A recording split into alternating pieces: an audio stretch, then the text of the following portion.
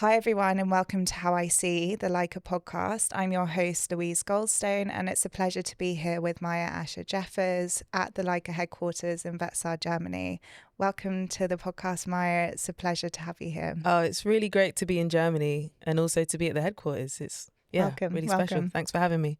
I just wanted to dive in and ask you to introduce yourself, Sure. Let us know a bit about who you are and what you do. Yeah, so as you wonderfully mentioned, I'm Myah Asha Jeffers. I'm a documentary and portrait photographer mostly, and I also work in film and TV as a writer and director. And I've been photographing, gosh, if I'm honest, professionally for about a decade, but since my 10th birthday, personally. I remember the first time I sort of picked up a camera and used it. It was my my 10th birthday party, and I received an instant camera from my parents, and all the girls were dancing to a Destiny's Child routine in the living room, and me being a bit shy and awkward just used that moment to sort of document the day. And I think my love for photography was born. And so now it's very much about finding ways to connect with specific communities, mostly communities that I'm part of. Yeah. So I spend a lot of time photographing Black, Caribbean, African communities, folks who are queer.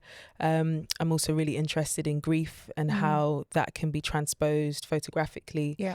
And a lot of my work is very much black and white, almost reportage, but outside of the sort of the specific, I guess, history of reportage and more rooted in something that feels quite contemporary, I guess.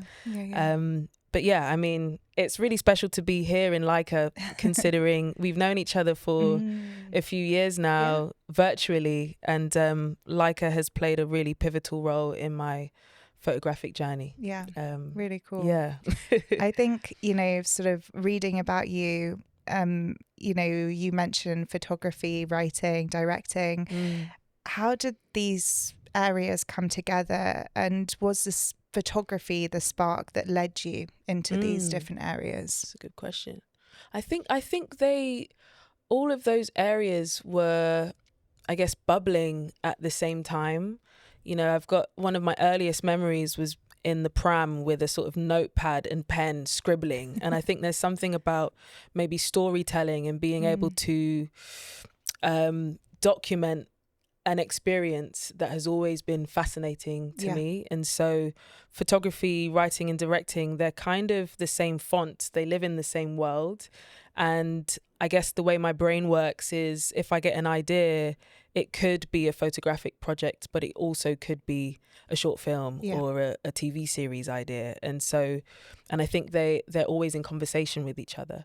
Yeah. And often they feed off of each other. Maybe it starts off as a photography idea and it might transpose into something else or vice versa. So they very much are in conversation and support the sort of chaos of my artistic brain. I love it. Sort of from that, how, I know you've sort of mentioned briefly in your introduction, but how did you discover the world of cameras and photography?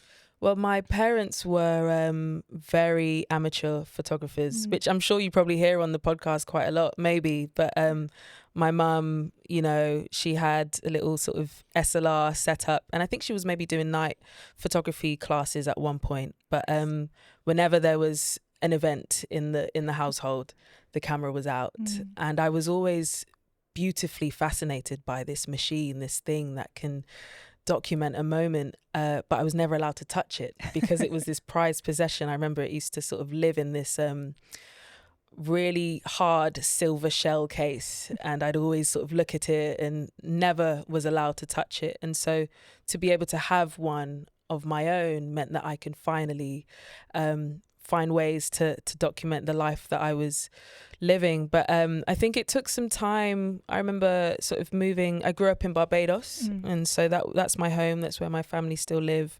But when I moved to the UK, I spent a lot of time photographing my friends that I'd made there, and it was my way of sort of connecting and finding points of similarities. And prior to, I'd sort of grown up in this YouTube era, so was sort of making vlogs about my life as a teenager living on the island. So I think cameras have always played a really instrumental part in my life without even realizing. It just felt so natural to be around them. And so it makes sense that the life that I'm living at 31 is this life. Yeah, absolutely. And when did you kind of become aware that photography could be a profession and not just a hobby and a passion? Yeah. My first paid gig was photographing a poetry night in Birmingham. And I think they paid me £50 to photograph the incredible poets on the scene there. And that became a thing. And I was working at a cafe at the time on sort of, £6 an hour. And so the £50 was always a really incredible injection into my bank account. And that, I think, just began to snowball. The events turned into more specific portraiture of these poets that then turned into photographing actors, rehearsing for plays, which then turned into theatre posters. And so it very much was an organic snowball effect of the work. But then when I started to really study the photographers that came before me, Gordon Parks, Roy de Carava, the sort of greats, then I started to see, I guess, a similarity in the trajectory that they'd gone on. And that's maybe what has influenced the style as well. It's just, I think for me, I'm a bit of a purist. And so I want the work to be reflective of the history of photography. And so does that answer your question? Yeah, absolutely. I mean, this is a open space to just talk about photography. And I think that, whatever comes naturally is perfect, really. Awesome. So, looking at that sort of £50 for a gig, which is at the time incredible, to now, and documenting is obviously extremely important to your photographic practice. Where did this interest come from? Have you always been interested in documenting even outside photography? Yeah, I think so. I think maybe there's I realized just how important it is to document the times that we're living in. And I think it was perhaps due to my love of novels and reading about specific time periods, or even more like fantastical dystopian text. There's just something about being able to, I guess, encapsulate what it means to be alive at a specific period of time. And that's really fascinating to me. But also, the camera for me is a tool of connection. It's the main way that I can deeply connect with someone. It's, I guess, an act of seeing and also being seen.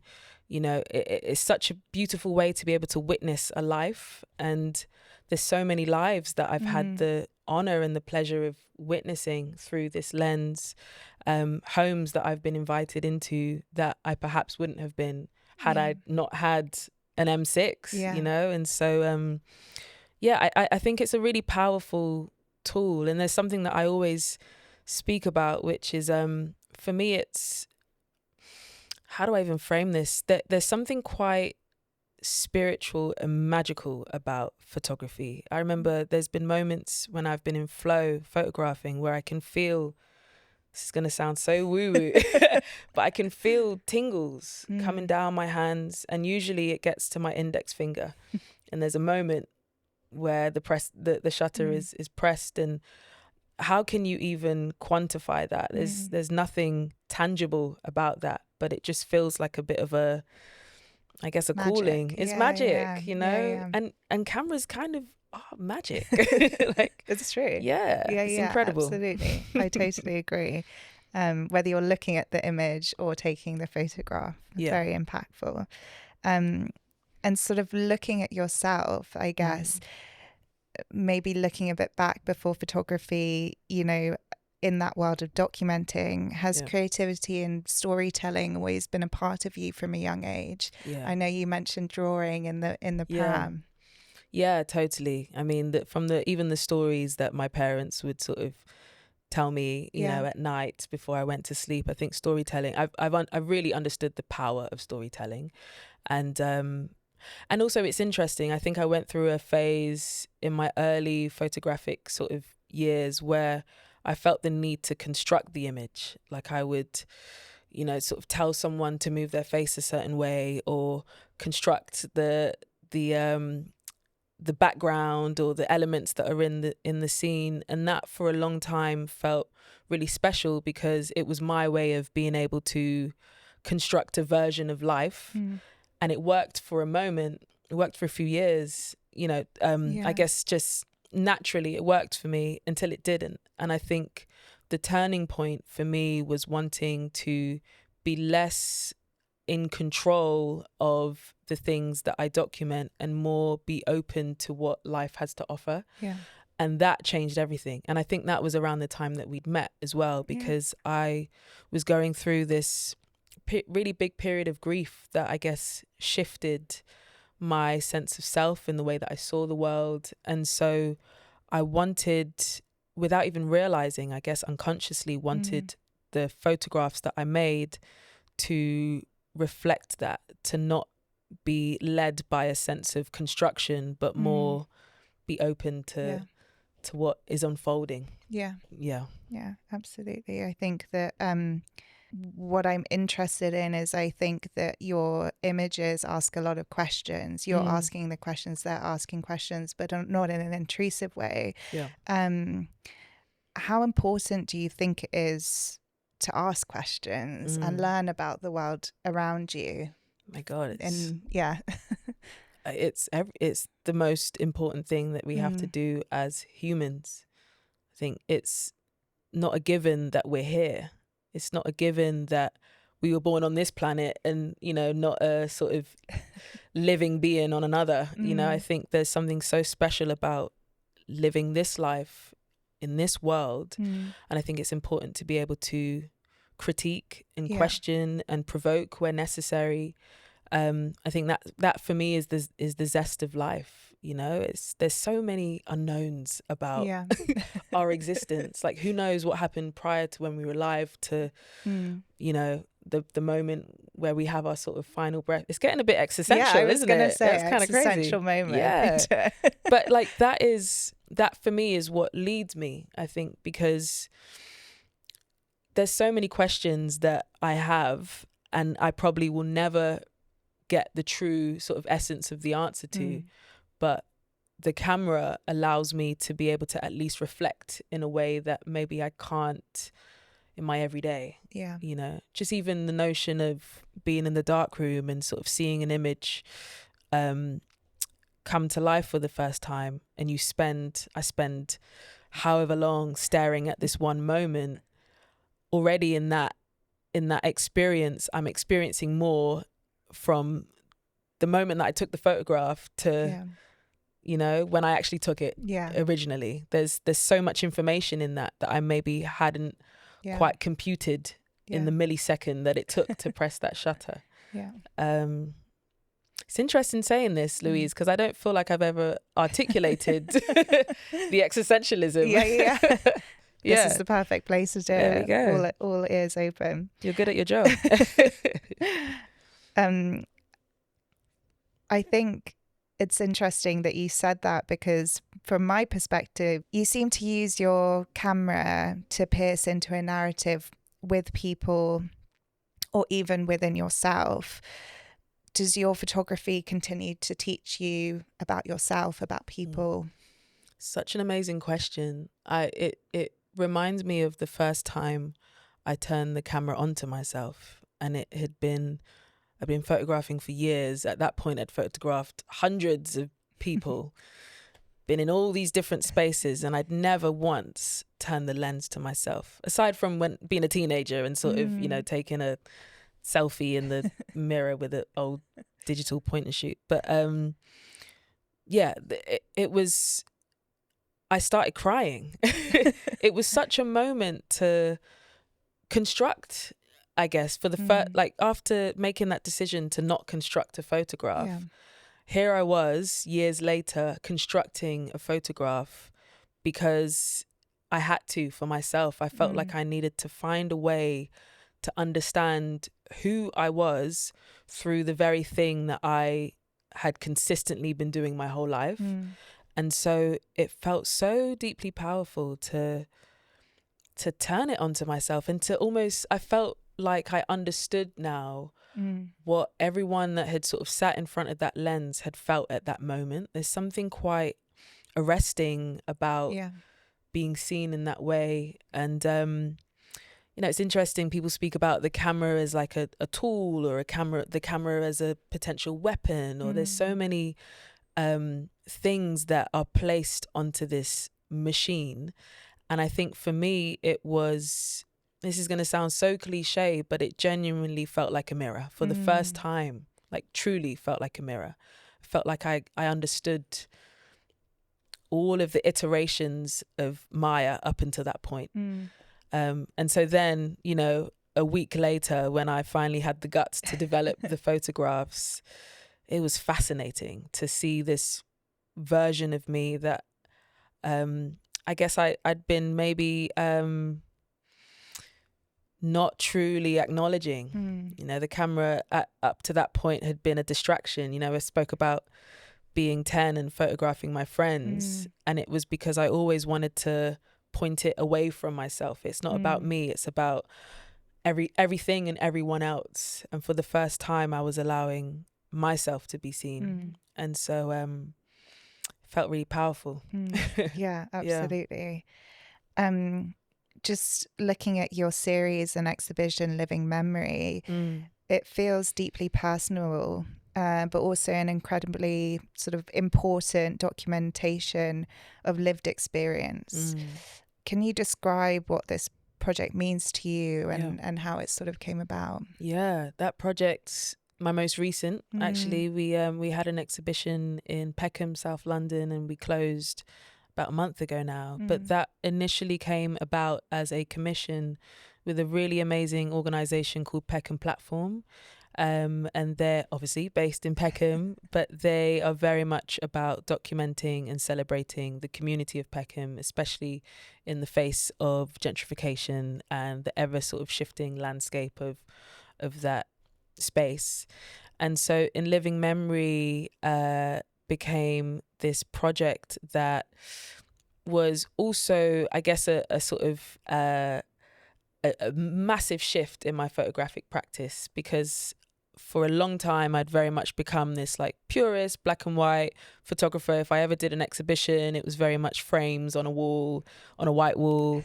And this, I wanted to again push myself, and so it became a documentation of everyday Black family life. And so I ran some workshops with local community members where they submitted old family photographs and we scanned them together and we spoke about stories. And it was also a chance for me to interrogate my own photographic archive over the past decade. And so this exhibition then became a culmination, or a family photo album of sorts, because it had 10 years worth of my work, culmination of locals and their sort of beautiful, you know, family photographs, weddings from the 80s and births in the 90s. It was really special.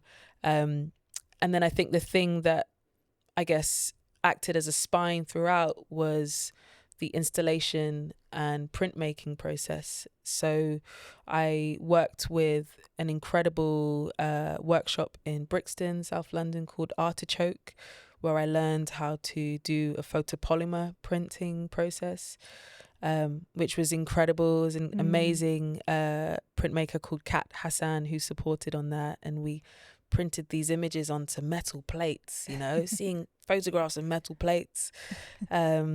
I did some collage with this work, and so we printed that onto transparent acetate paper. And then we built a really incredible wooden installation to house these pieces. So I think the work then took on, I guess, almost like a sculptural element. And it was really exciting to be able to push past the sort of documentary reportage bones within me and see how the work can exist in a different space. Yeah, I was actually going to ask, how important is it to you to have your work exist offline in printed form, whether in an exhibition or printed material, a book, or, whatever choice that is. Obviously, we're talking about an exhibition here. Yeah. What was that like, and how important was that as part of it? It was so special. All those folks who I'd worked with, all the community members that I'd spent time with, came to see the work, and so they saw their faces on the walls and in the installation. And I think there's something important about photography is inherently tangible, and I think as photographers we also always have to remember that it's not just about the image on a screen, but actually how this work then translates into real life and becomes in dialogue with maybe the people that you photographed. And so there's something always beautiful and special about seeing it take a life of its own in the world. There was another thought that I had, which is I've always wanted a book. One day, Louise. I know. One day, man. I didn't originally include, a book, but I was like, if I put it out there, be incredible. A book is Watch needed. this space. Yeah, absolutely. Yeah. Be backing it all the way for well, sure. I think it's the archive. I know that's like so much of a buzzword at the moment. Everyone's saying archive, but truly, if you do have your work within a sort of physical, tangible space, then going back to the existentialism, long after you're gone, there's a record of not only the life that you've documented, but also your life, just by virtue of being the photographer of that. And so, I think that's like the sort of, that's the spine of my practice. How can I, it's like isn't there a proverb where it's if you plant a tree, you might not you won't experience the shade, because obviously by the time I've completely butchered that, but it's someone out there tell us. There we go. But it's that essentially. I want to be able to make work that is reflective of this time for those who come afterwards. I get it totally. Just looking at another exhibition and project, which is Exclusion Zone, which documented the people of Montserrat, a small Caribbean island, which continues to live with the effects of devastation from a volcanic eruption 30 years ago. How did this project come about, and what led you to document this story? Yeah, that was the most special project I've ever worked on. So my dad's side of the family are Montserratian. So it's always, and Jeffers, my last name, is very much a Montserratian name. So it's always been a country that I've wanted to engage with more, but prior to making that work, I'd been twice. The first time I was 13 and I can't quite remember it.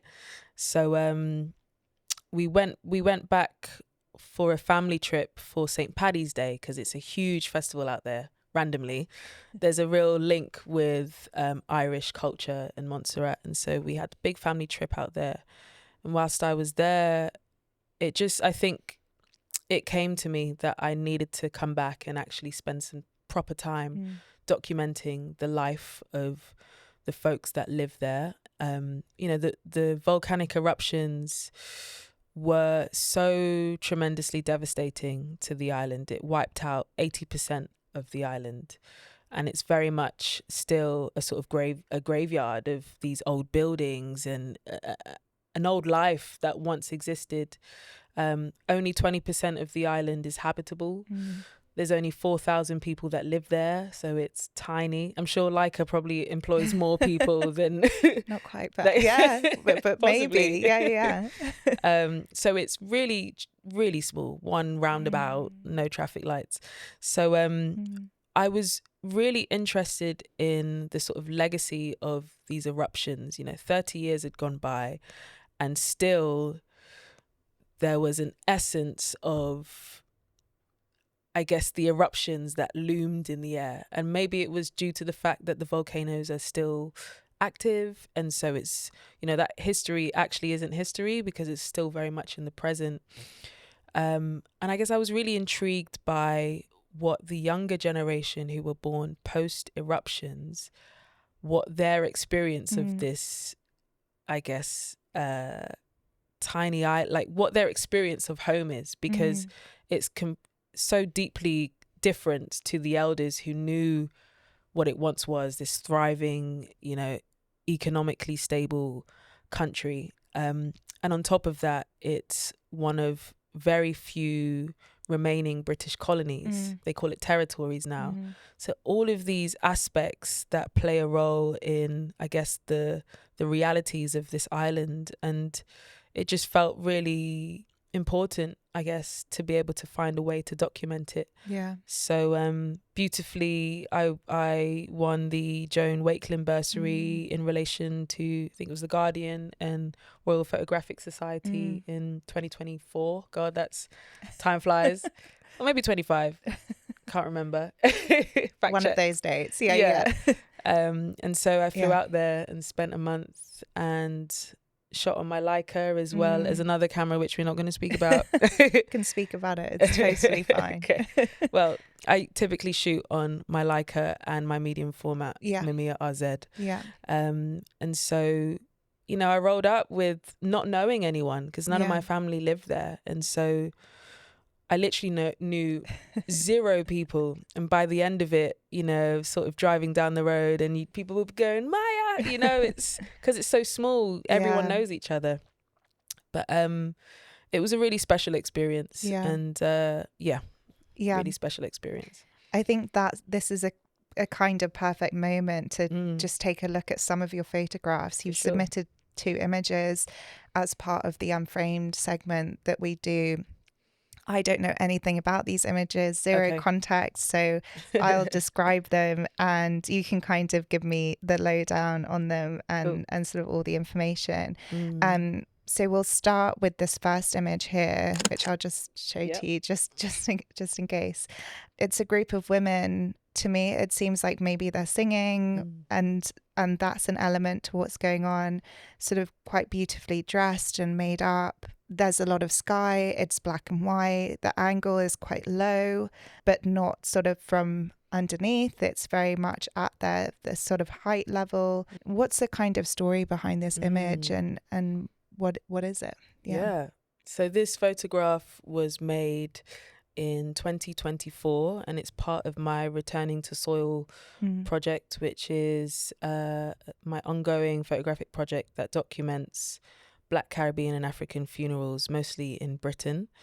And this specific funeral was the funeral of an incredible woman called Miss Lou Coke. She was 99 when she passed, and she's a friend's grandmother. And I had the honor of photographing her when she was alive. And so to then be called by the family to come and photograph her funeral was just, the biggest honor of all time. So this photograph was made at her graveside as her coffin was being lowered into the ground. And this is the choir of her Pentecostal church from Harlesden in London, singing. I think they might be singing How Great Thou Art at that moment. But they were so, the sound of their voices. And that's such a pivotal song, especially in Black Caribbean funerals. It really is. I think whenever you hear that song, it brings up, it evokes feelings of knowing how it feels to be, at a funeral. But there was, I think, the reason why it's shot from a slightly lowered angle is because when I'm photographing funerals, I'm always trying to not be seen too much. It's such an intimate, it's maybe the most intimate setting you can photograph in. Maybe not the most, but it's deeply intimate. And so I'm always trying to find a way to not be too imposing. And so I find that especially at gravesides, the lower to the ground, the better. Is this shot on film as well? Most of the stuff that I've photographed is on film. I think that might be That's probably Tri-X, Kodak Tri-X. Yeah. Film reference. Yeah. It's a beautiful photograph. I think it really captures that scene. I don't think you need to necessarily, like, I received something from it, and there is, without knowing anything about it, you see there's emotion in this photograph, and it's a very intimate moment, but you've captured it beautifully. So thank you for sharing. I have one last point actually on that, which was the next funeral that I photographed a few months later. So sometimes at funerals, people might ask what I'm doing if they're not family members. And so I have some photographs that I've made from a prior funeral that I'll share. And I shared this one to a lovely gentleman who I'd sort of started hanging out with at the wake. And he said, "Do you know the lady in the middle?" And I said, "Yeah, she was part of this choir." And he said, "She's my sister." No way. And the funerals couldn't be further apart geographically. Strange. Yeah. So I think there was something quite beautiful about the link that photography can make. That's bizarre. Yeah. And actually quite amazing as well. Incredible. I love that story. Just looking at the second photograph that you've shared, there's a man here, an exchange going on with hands, a sort of almost woodland background. It looks like a lot of sky again, which I think is quite a nice balance between the two images. He's wearing a white tank, silver chain. There's actually quite a few pieces of jewelry going on in this photo randomly. Just noticed that now. What's happening in this photograph and what is it? So this is from my series Homelands, which is where I travel around and document Black communities in various countries. And this specific photograph was in Jamaica at the Blue Lagoon. And I'd been in Jamaica for about 2 weeks without my photography hat on. So I was actually directing some plays out there, and it was incredible. And I just finished, and we traveled to Portland, which is the most beautiful parish of Jamaica. It really is special, quite magical actually. And they have this body of water called the Blue Lagoon. And when you dive in, the sort of top layer of the water is freezing cold, but the deeper you go, the warmer it is. It's such a bizarre, strange. Oh, it's incredible. Amazing, I'm sure. Yeah. But as I was coming out, I think I stepped on like a sea urchin or something. And so this photograph is actually me lying down. My foot is raised in the air, and these lovely guys who I didn't know had found a toenail clipper and were trying to get the sea urchin out of my foot. So what's actually being passed is a toenail clipper. I love it. That's incredible. Yeah. This guy is obviously looking very intently at my foot. Yeah, your foot. I love that. Like two completely different moments. There's this weird synergy with the sky and maybe even a little bit of the angle, but something completely different subject matters. Totally. Beautiful consistency to the way you're shooting. So yeah, thank you so much for sharing those, because they're amazing. Absolutely love them. Thank you. Just going back to some of the things that I was asking you, people and storytelling feature heavily in your work. I mean, these two examples of images sort of show that. What draws you to a specific subject or project? It's a really interesting question. I feel like there's nothing specific about the process. The process always shifts. But for me, it's always finding elements of what I deem to be beautiful or interesting or thought-provoking that will then allow me or enable me to dig a little deeper, perhaps with the camera. But the thing that I often try to do first, it's slightly different with the photographs that you showed before, but if there's a specific project, I always try and ingratiate myself first without the camera. I find a way to sort of connect and understand the people that I will be spending time with before whipping out this tool. And so it really depends. And also I think it depends on where I'm at in life. You know, I think at the moment I'm on a bit of a photographic hiatus, not necessarily intentional, but it's just because like the juices aren't quite flowing yet. And I'm always at a point of not trying to push it too much because it feels so magical to me. There's a real balance, isn't there, of like consistency, but also wanting it to feel quite authentic and honest. And so, I think I'm drawn to interesting people, interesting stories, and things that I feel are needed to be shared. Just looking at some accolades, you won the Portrait of Britain Award twice. So they say. I in don't know. 2019 and 2021. Yeah. What do these accolades mean to you from a professional and personal perspective to have your work recognised in those environments? If I'm going to speak frankly, it's strange. Totally fine. It's really strange and I think especially Portrait of Britain, because that was the sort of first big accolade. And I remember the 2019 one was with a photograph that I'd made at a festival of a friend. And at the time, the photograph was at Euston Station. And for those who may not know, Euston Station is a pretty big station in London. And it was on a billboard coming up the escalators. Bizarre.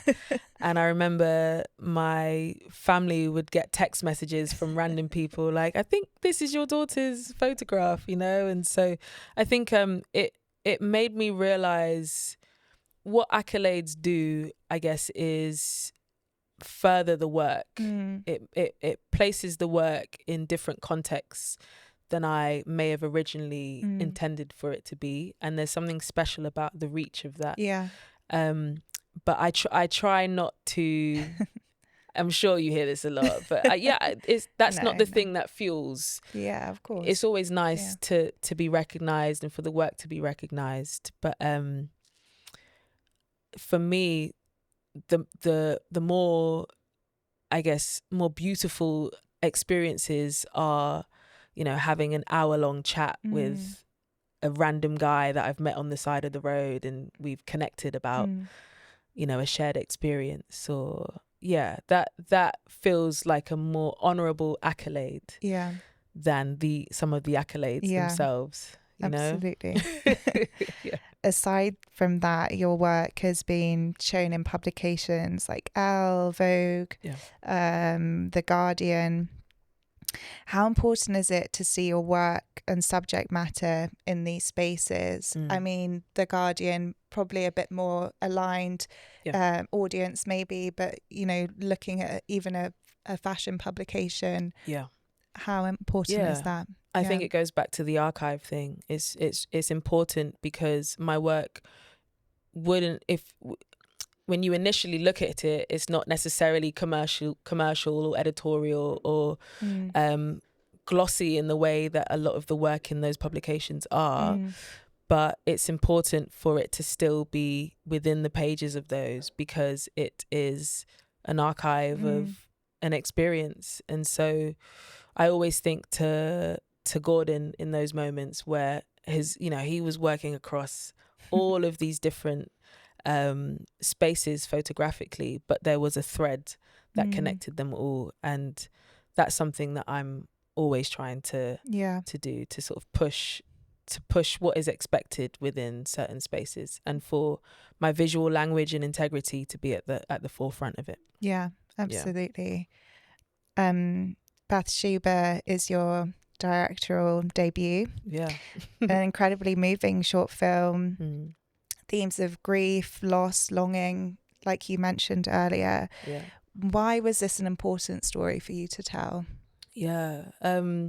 So Bathsheba, aside from the grief aspect, is also a sort of comment on the precarious housing situation in London at the moment, specifically guardianships. And for those who don't know, guardianships are essentially where people live in disused spaces. They could be like old public libraries or gyms, and they're essentially guarding the property. But there's a level of precarity that comes to that. And I've lived as a guardian, and something that I've always found maybe puzzling is the realities of those who are older and what it means to be in such a precarious living situation as a 60-plus-year-old person. And so Bathsheba was born. Originally, it was supposed to be a photographic project where I'd photograph my neighbours. But this character kept coming to me, and it felt imperative that I kind of listened to her. But fun fact is that Bathsheba was incredibly funded by We Present. And I actually met Holly, who I don't know her job role, but I know it's important. But Holly did a portfolio review of mine at Leica. Yeah. And so she asked when she was looking through my photographs if I was working on anything else, and I kind of just pitched it. And she said, send the script. And we did, and they funded it. And so I think it was beautiful to be able to have my sort of photographic hat support the filmic hat, and those two things are so closely interlinked. So that was a really special moment. Again, those two practices really coming together and working hand in hand. I think it's incredible what you're doing. In line with that, your work as a visual storyteller crosses many genres. Is there an area or creative practice you want to explore but haven't yet had the chance? Oh, Louise, you're coming with the questions, man. That's great. I'm putting it on the spot. Yeah. The first thought was sculpture. I think in living memory, the project with the installation and sort of pushing the practice was really interesting to me. And I think I want to maybe play around with what it could mean to use photography within a sort of sculptural element. I think I'm fascinated by the tangible, and so to be able to sort of bring something to life even more would be really intriguing to me. Yeah. Can't wait to see that. Watch this space. Yeah, absolutely. I know you spoke before about critiquing, whether it's, externally critiquing the world around you. Yeah. How important is it to look critically, or have someone like a mentor look critically at your work and have someone there who's sort of supporting you, saying when things are good, but also pulling you back when you need it, basically? I think it's absolutely imperative. I think the idea of being a mentee and a mentor has saved me in so many ways. Even peers, people who maybe are on the same trajectory as you or a similar trajectory as you at the same time. There's something really important about just sharing dialogue and asking questions and sharing work. And you can't work in isolation. There's no way you can do that. And so I've had the blessing of having an incredible community of peers as well as more official mentors who have supported the work and supported the sort of existential artistic meltdowns, because they do exist, But I think sometimes you kind of need to have other people to bounce thoughts and fears off of to realize that you're not alone. The people that are coming to me are... there's an incredible photographer called Ajamu X, who his work, dates back to the 80s, very much speaking about Black queer existence. And he's been an incredible champion of my work, to people like Holly Marie Cato, who's also the reason why we met, and she's such an incredible advocate and champion for her peers. And so I think there's something special about being able to also give that back. I think there's a symbiotic process, being an artist, and it's not self-serving. It's always finding ways to uplift not only your artistic peers, but obviously the people that you're documenting and photographing and celebrating. Yeah, absolutely. I think just looking at the most sort of basic question you could ask, but also I find very interesting, is what keeps you inspired on a day-to-day basis, or month by month, year by year? It's such a simple question, but there's so many aspects to the answer, because it's something that I constantly think about and try to implement into my daily practice of just being a human, which is how can I continuously keep the well full. And I mean, there's a very sort of simple baseline.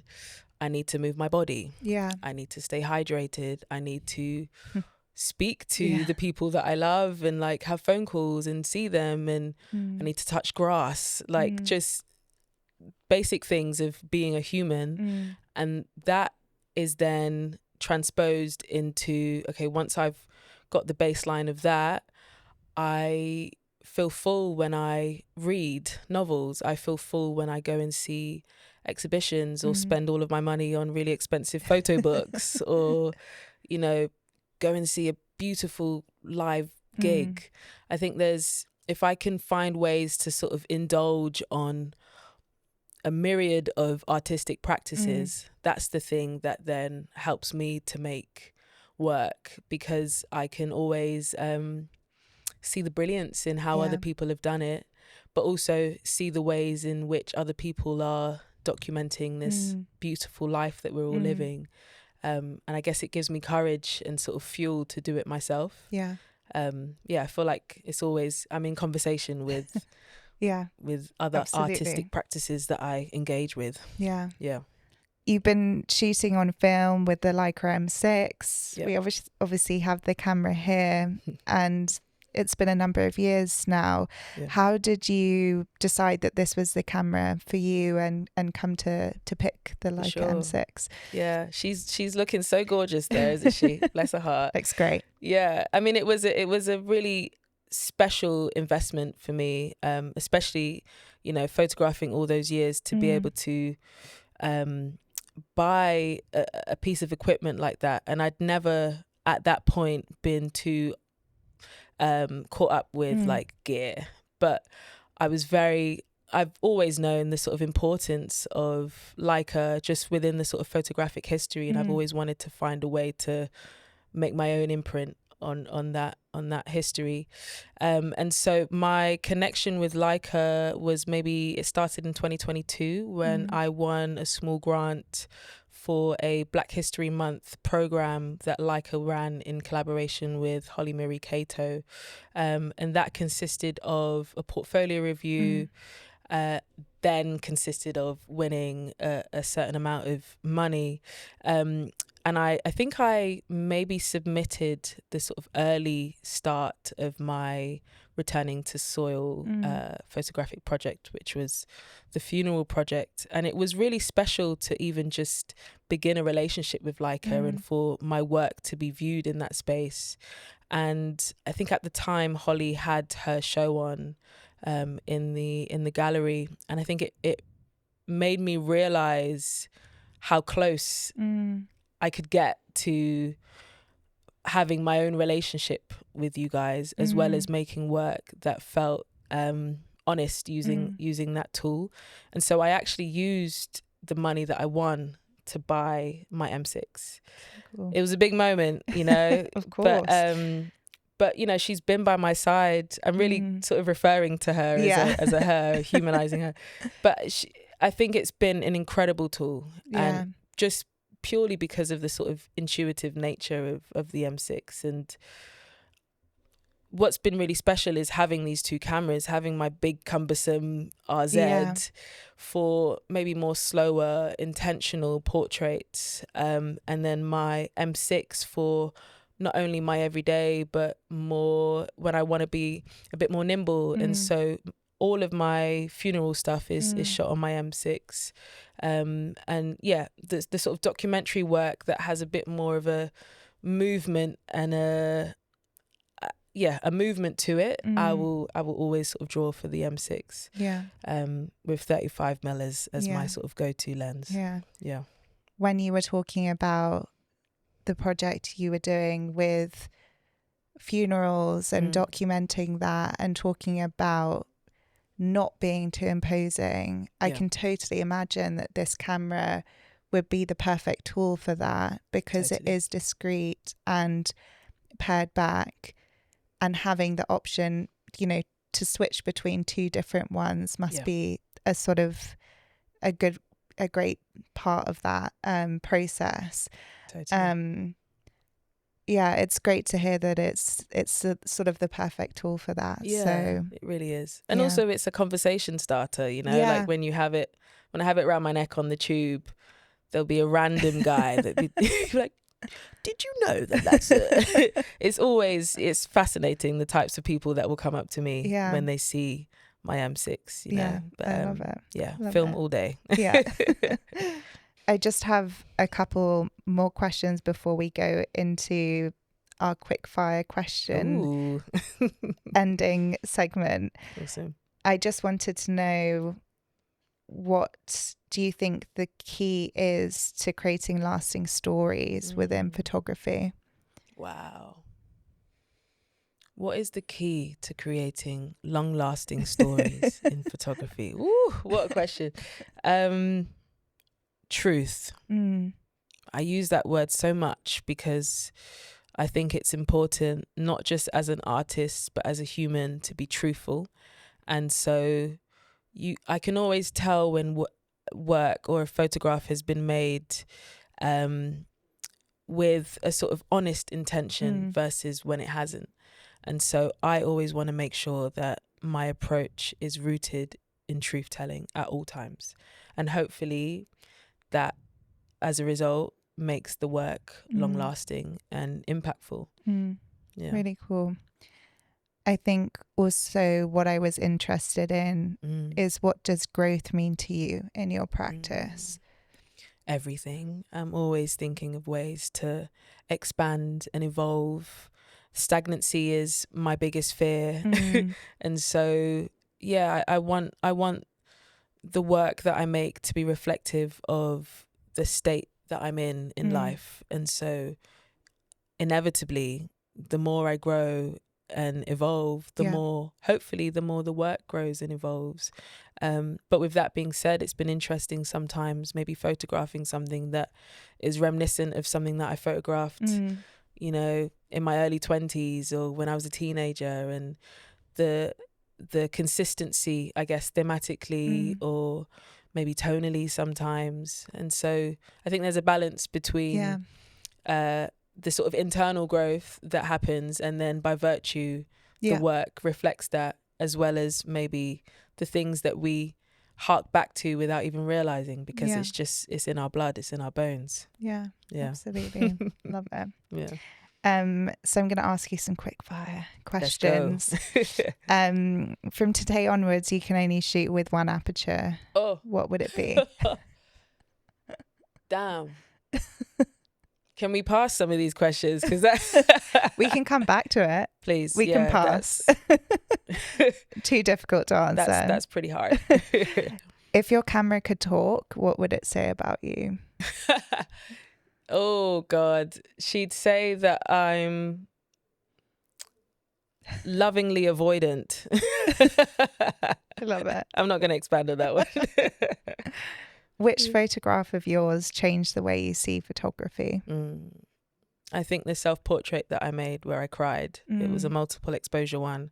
And I think it helped me to understand just how important this work is that I'm doing. Yeah. If you could go back to the first time you picked up a camera, what would you tell yourself? Trust it. Keep everything.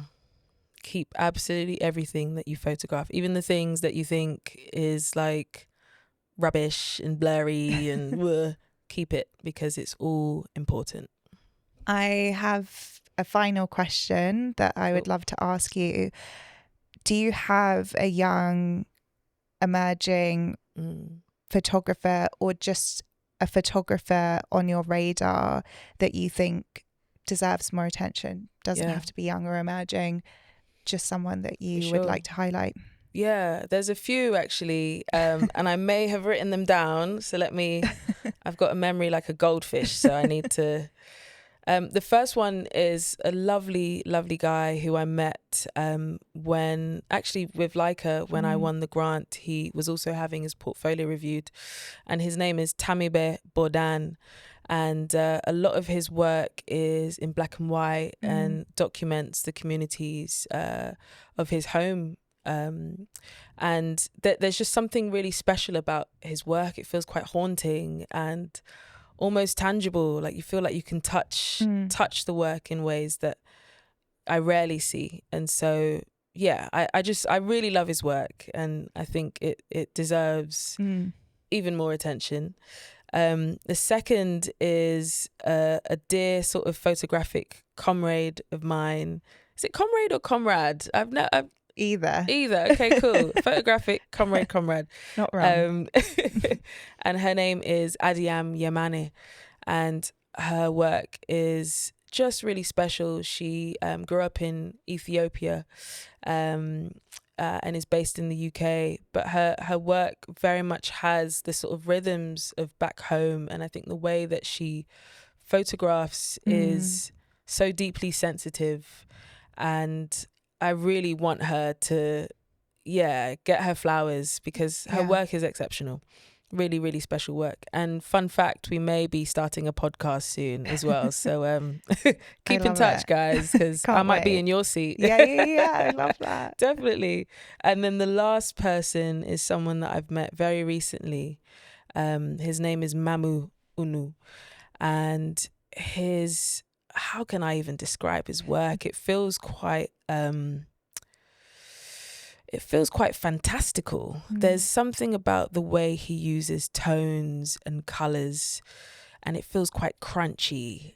There's something really gorgeous about it, and I don't even know how he manages to make the work look like that, because it's often I can look at work and go, oh, they've tried that process, but this is just completely beautifully bonkers to me. And he recently had a show in West London, and I really want him to I want to see more of his work, because it's exciting and experimental and different. And I need to check him out for sure.